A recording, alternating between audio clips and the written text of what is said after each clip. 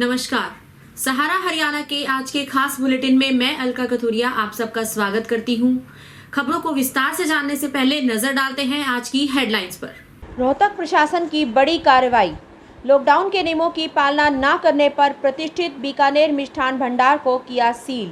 बाबा बालकपुरी धाम में अन्नपूर्णा माई भोलेनाथ सदा सहाय संस्था ने 300 परिवारों को किया राशन वितरण। 1000 से अधिक श्रमिक स्पेशल ट्रेन से बिहार के लिए रवाना, बताया उपायुक्त RS वर्मा ने। रविवार सुबह रोहतक व आसपास के क्षेत्र में चली धूल भरी आंधी, लोगों को हुई काफी परेशानी। मिशन एकता समिति की प्रदेशाध्यक्ष कांता लाड़िया ने बाबा मस्तनाथ के महंत पर लगाए जाति विशेष समाधि तोड़ने के आरोप। महंत ने कहा, मठ परिसर में चल रहा है जीर्णोद्धार का काम, समाधियों का बदला जा रहा है स्वरूप। श्री मशंकरा स्वामी विश्वदेवानंद तीर्थ धर्मार्थ ट्रस्ट ने सामाजिक संस्थाओं में दिए hand free sanitiser stand. Julana से गुजरे प्रवासी मजदूर साइकिल पर अपने घर पहुंचने की कर रहे कोशिश। नई दिल्ली में भूकंप के झटके 3.5 की थी तीव्रता। एक महीने में तीसरी बार महसूस किए गए झटके। लॉकडाउन बढ़ेगा या खुलेगा, इस मुद्दे को लेकर पीएम मोदी कल करेंगे सभी राज्यों के मुख्यमंत्रियों के साथ बैठक। राज्य सरकार कोविड-19 के कारण बनी परिस्थितियों के दौरान अपने स्कूली विद्यार्थियों की पढ़ाई निरंतर बनाए रखने के लिए है प्रयासरत। खबरें अब विस्तार से। लॉकडाउन के दौरान नियम तोड़ने वालों पर रोहतक प्रशासन ने सख्ती दिखानी शुरू कर दी है। रोहतक शहर की प्रतिष्ठित बीकानेर मिष्ठान भंडार को आज प्रशासन ने लॉकडाउन के नियमों की पालना न करने के कारण सील कर दिया। रविवार सुबह तहसीलदार राजेश सहित प्रशासन की टीम मिष्ठान भंडार पर पहुंची और मौके पर चालान किया। दुकान को सील कर दिया गया। वहीं तहसीलदार राजेश ने बताया कि प्रशासन लगातार दुकानदारों से अपील कर रहा है कि लॉकडाउन के नियमों की पालना करें और कई बार दुकानदारों को चेतावनी भी दी है। मामला इसकी इसकी वजह से इसका एक चालान किया गया, नियमानुसार की कार्रवाई कर वायलेशन किसी का किया, आज खोल नहीं सकते थे। तो जिस हिसाब से उन्होंने मिठाई बेचने से किया, शुरू करने से नियमानुसार जो आदेश थे उसके उल्लंघना की गई थी। बार बार बताने के बावजूद नहीं मान रहे। डेरा बाबा बालकपुरी धाम में महंत बाबा करणपुरी महाराज के सानिध्य में अन्नपूर्णा माई भोलेनाथ सदा सहाय संस्था ने रविवार को जरूरतमंद परिवारों को राशन वितरण किया। कोरोना महामारी के चलते पूरे तरीके से सोशल डिस्टेंसिंग का पालन करते हुए करीब 300 परिवारों को राशन वितरण किया गया। संस्था के प्रधान टीटू शर्मा ने बताया, बोलो स्वामी बालकपुरी जी महाराज की जय। सतगुरुदेव महाराज स्वामी बालकपुरी जी की असीम कृपा से श्री महंत बाबा करणपुरी जी के पावन आशीर्वाद से उनकी संस्था के अंदर आज 300 परिवारों को अन्न वितरण किया गया। आप देख रहे हैं कि इतनी महामारी के अंदर भी सब जनता के सहयोग से परमपिता परमात्मा हमें इतना बल बख्शे कि जिनको हम हर महीने अन्न वितरण कर रहे हैं, घर घर जाकर आज भी 300 परिवारों को अन्न वितरण करेंगे।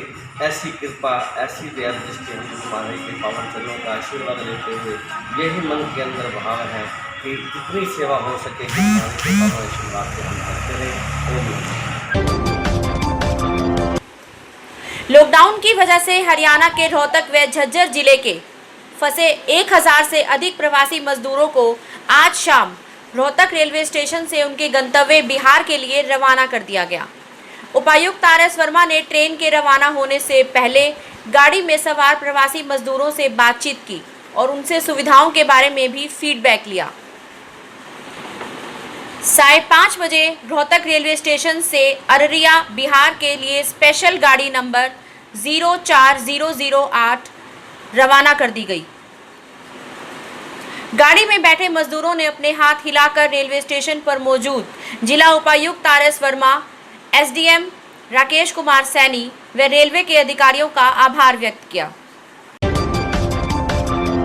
रविवार को रोहतक और आसपास के क्षेत्र में सुबह मौसम एक बार फिर बदल गया। एकाएक तेज हवाओं के साथ धूल भरी आंधी चली। सुबह करीब 11 बजे से कुछ देर के लिए आसमान में अंधेरा व धूल भरी आंधी चलने से लोगों को परेशानी हुई। हालांकि मौसम विभाग ने यह अंदेशा जताया है कि 10 या 11 मई को धूल भरी आंधी के साथ हल्की बूंदाबांदी हो सकती है। मई माह में भी ऐसा मौसम पहली बार बना है, जहां हर 5 दिन के बाद हल्की बारिश या धूल भरी आंधी चलती रहती है।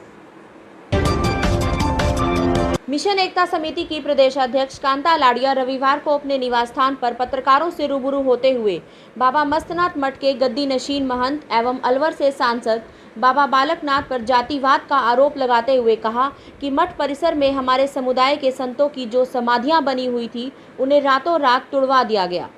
कांता ने प्रशासन से मांग की कि वे इस मामले में निष्पक्ष जांच करवाएं, नहीं तो मजबूरन उन्हें सड़कों पर उतरना पड़ेगा। अस्तलबोर बाबा मस्तनाथ मठ में बाबा बालकनाथ जी जो गद्दी पर विराजमान हैं, उन्होंने वैसे तो देखो धर्म कोई हो जाति कोई हो, इसमें कोई संतों की कोई जाति होती नहीं है, लेकिन यहाँ पर पूरा जातिवाद का खेल चला हुआ है।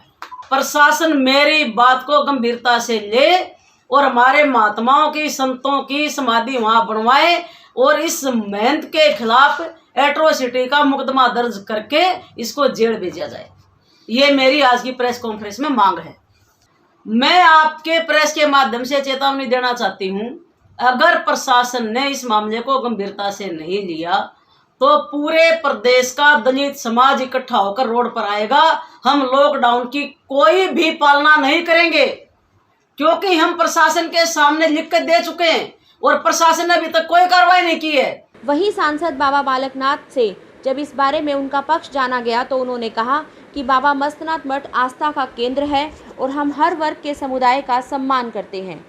साथ ही उन्होंने कहा कि पिछले काफ़ी समय से मठ परिसर के जीर्णोद्धार का काम चल रहा है और उसके चलते काफ़ी कुछ बदलाव किया जा रहा है, लेकिन उन्होंने स्पष्ट किया कि मठ परिसर में जिन भी संत महात्माओं की समाधि बनी हुई है वे वहीं रहेंगी, सिर्फ उनका स्वरूप बदला जा सकता है। कोरोना वायरस जैसी भयंकर बीमारी से सुरक्षित रहने के लिए आज जन सेवा संस्थान के संस्थापक महामंडलेश्वर स्वामी डॉक्टर परमानंद महाराज और सरकारी टीबी अस्पताल में श्रीमद शंकरा स्वामी विश्वदेवानंद तीर्थ धर्मार्थ ट्रस्ट द्वारा फ्री हैंड सैनिटाइजर स्टैंड भेंट किए गए। इस मौके पर ट्रस्ट संचालक डॉक्टर गोपाल कृष्ण, डॉक्टर मंजू बाला, डॉक्टर दिनेश शर्मा, जगत सिंह गिल मुख्य रूप से मौजूद रहे। गोपाल कृष्ण मैडम मंजू बाला के साथ में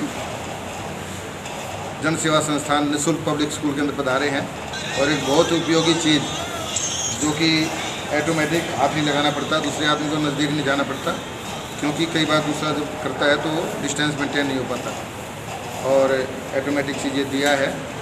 इसके लिए मैं डॉक्टर साहब का बहुत बहुत आभारी हूँ। डॉक्टर साहब तो रोहतक के एक बहुत बड़े सेवादार हैं, आदमियों के नहीं, ये तो कभी कुत्तों के लिए, कभी गायों के लिए और कभी गरीब महिलाओं के लिए, विधवाओं की शादियां करवाते हैं, दवाइयां देते हैं, कहीं कैंप लगवाते हैं। अनेक प्रकार की सेवा कार्य इनके द्वारा संचालित किए जा रहे हैं, गिनती भी नहीं की जा सकती। अर्थात जितने भी सेवा कार्य हो सकते हैं, और इनकी एक नई नई सोच होती है। जैसे आज ये है, ये अपने आप में एक नई प्रकार की सोच है कि किसी को दूसरे आदमी को बैठना नहीं पड़ेगा हाथ दिलाने के लिए, और कई बार आदमी भूल करके अंदर चला जाता है, इसको देख करके एकदम याद आ जाएगा ताकि मैं इसको हाथ वास करूँ। और डॉक्टर साहब का बहुत बहुत धन्यवाद है। पूरे प्रदेश और देश में लॉकडाउन चल रहा है और ऐसे में लोगों का काम भी बंद है और लोग अपने घरों की तरफ लौट रहे हैं। ऐसा ही नज़ारा जुलाना में देखने को मिला, जब यहाँ से पंजाब के मजदूर जो पिछले 10 दिनों से अपना सफ़र साइकिल के सहारे पूरा कर रहे हैं, जो मध्य प्रदेश और महाराष्ट्र से आए हैं, इन लोगों का जज्बा है कि वो सैकड़ों किलोमीटर का सफ़र अपने पैसे से साइकिल खरीदकर पूरा कर रहे हैं। आज वे लोग जुलाना से गुजरे और पंजाब में जल्द ही पहुंचने की खुशी उनके चेहरे पर झलक रही है कि उनकी 10 दिन की मेहनत अब जल्द ही उन्हें अपने घर पहुंचा देगी। जुलाना से जयवीर सिंधु की रिपोर्ट। हमारा नाम सरजीत सिंह है जी। इंदौर से आ रहे हैं, एमपी से, अपने महाराष्ट्र से ही। अच्छा अच्छा, कैसे चले? उधर ही हम हार्वेस्टर चलाते थे जी। अच्छा अच्छा, अपने काम करके उधर काम ख़त्म हो गई, आने का कोई साधन नहीं था, फिर हमने ये साइकिल खरीदी जी। कितने में? ये हमने 4,500 में खरीदी हमने जी। अच्छा अच्छा, तो आने का कोई साधन नहीं था, इसलिए साइकिल से आई अभी। कितने दिन हो गए चलते हो आपको? अभी हमको 10 दिन हो गए भाई। और कितना टाइम और लगेगा? कल शाम तक पंजाब पहुँचेंगे जी। तो रास्ते में किसी तरह की परेशानी तो नहीं आई? परेशानी वो खाने पीने की आई थोड़ी बहुत, कभी किसी ने खिला भी दिया ही, बहुत अच्छे आदमी मिल गई, कुछ बस ऐसे ही कभी बिस्कुट खा लिया ही, कोई नमकीन वगैरह खा लिया, बस ऐसे टाइम पास करके आ गई। तो अब कैसा लग रहा है जैसे आप घर के नज़दीक पहुंच गए हो? बस अभी बहुत अच्छा लग रहा है कि अभी घर पहुंच जाएंगे, आज नहीं तो कल पहुंच जाएंगे जी। कितने जाना तुम? हाँ जी पटियाला। पटियाला। हाँ रास्ते से कोई परेशानी नहीं हुई तुम? परेशानी पुलिस वाले थोड़ा थोड़ा करते थे, अच्छा। कभी कहते हैं पीछे चल जाओ, कभी कहते हैं मेरे को पीछे जाने दो, कोई कहता है चलो जाने दो, ऐसे बात है। कभी गुड़ खाते हैं, थोड़ा सा पानी पी लेते थे, खाना तो मिलता नहीं था, कोई कभी कभी कोई ना कोई दे देता था तो खा लेते हैं, नहीं तो बस ऐसे ही तुरे जाते थे। अब घर के देश की राजधानी दिल्ली व एनसीआर में आज दोपहर को भूकंप के झटके महसूस किए गए। रिक्टर स्केल पर इस भूकंप की तीव्रता 3.5 मापी गई है। एक महीने में यह तीसरा भूकंप का झटका है। कोरोना से देश पहले ही दहशत में है, ऐसे में बार बार भूकंप के झटकों से लोगों की दहशत बढ़ रही है। लॉकडाउन बढ़ेगा या खुलेगा? क्या है देश में कोरोना के हालात? इन सभी मुद्दों पर चर्चा करने के लिए कल प्रधानमंत्री नरेंद्र मोदी सभी राज्यों के मुख्यमंत्रियों के साथ बैठक करेंगे। बैठक के बाद ही प्रधानमंत्री नरेंद्र मोदी आगामी रणनीति तैयार करेंगे। आप सबको यह बता दें कि फिलहाल देश में लॉकडाउन का तीसरा चरण है जो 17 मई तक चलेगा। हरियाणा के शिक्षा मंत्री कंवरपाल ने बताया कि राज्य सरकार कोविड-19 के कारण बनी परिस्थितियों के दौरान अपने स्कूली विद्यार्थियों की पढ़ाई निरंतर बनाने के लिए प्रयासरत है। इसके लिए जहां DTH के 5 डिजिटल टीवी चैनल्स पर पाठ्यक्रम का प्रसारण किया जा रहा है, उन्होंने बताया कि प्रतिदिन 7 घंटे का विषयवार व कक्षावार प्रसारण किया जा रहा है। वहीं पाठ्यक्रम उस दिन फिर से प्रसारित किया जाता है। इसके अलावा NCERT के माध्यम से स्वयंप्रभा चैनल पर भी स्कूल शिक्षा का प्रसारण किया जा रहा है। आज के लिए इतना ही। अगले एपिसोड में आपसे फिर मुलाकात होगी। तब तक के लिए सतर्क रहिए, स्वस्थ रहिए। नमस्कार।